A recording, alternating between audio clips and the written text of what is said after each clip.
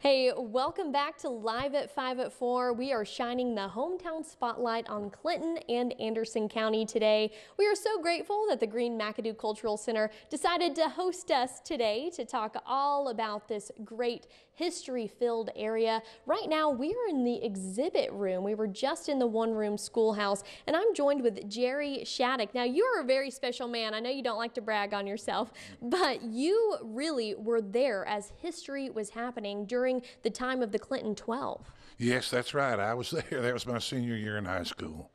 Talk a little bit about that. What do you remember from that time? Well, it's just a whole series of events.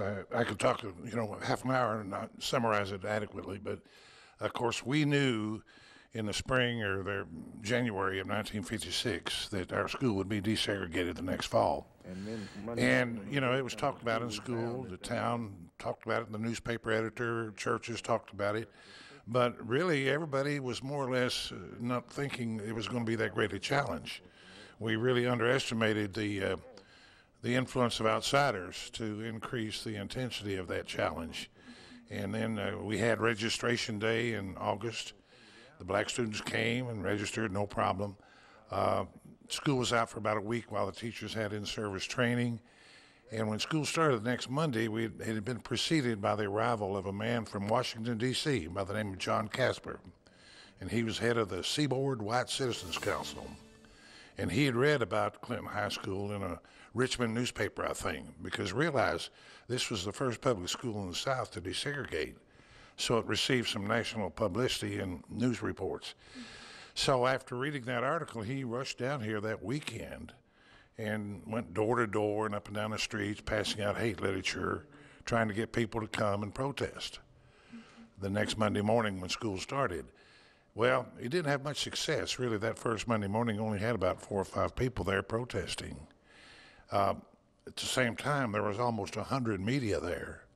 I'm talking, of course, both the Knoxville papers. Remember the Knoxville Journal? But New York Times, Washington Post, Los Angeles Times, the London Times even had a reporter there. Of course, the NBC and CBS News had TV cameras. And, there was not much happening. And those people that were protesting, they left within 30 minutes or an hour. But naturally, that lead story on the news that night, coast to coast, was about this protest in Clinton, Tennessee. And we said, protest? What are they talking about, But as a result of that publicity, and these numbers are almost literal, the next morning we had about 15 people. More publicity. The next morning, 50. The next morning, 500. And by the end of the week, there were 2,000 people in that town square down in the middle of town in front of the courthouse.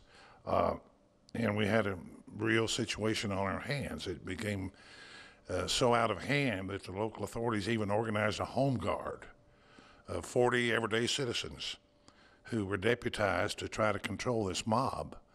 Because back then we didn't have the interstate system. People came through on Main Street, Clinton, just like they did in every other small town in America, is the main route. And cars were interrupted and jostled and tilted and turned and windows smashed.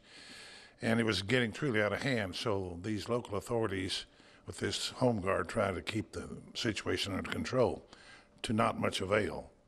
And so at the last minute, the governor sent in the National Guard. Actually, the Highway Patrol came in first, then the National Guard, and we were under martial law for about 3 weeks. Truly a living history. Jerry, thank you so much for being with us here today. There's so much more to it. I wish in the meantime, when we want to talk about the Clinton 12, those black students would meet right up here at their old grammar school. And as a group marched down the hill. And on either side of the street, this mob would be cursing and spitting and throwing things. They literally had to run a gauntlet to go to school in their own hometown. It was terrible. Now, once inside the school, some of them said it was a little bit like a sanctuary. It's not that they were welcomed with open arms. I think it's been described that everybody treated one another with cautious respect, and that's probably true, although there were some incidents where the black students were harassed. But it was a long story, and it lingered on for months until December, and then again 2 years later. which I'll get into if you want. We've unfortunately got short on time. Jerry, thank you so much for sharing a little bit about your story and of the Clinton 12. We will be right back after this break.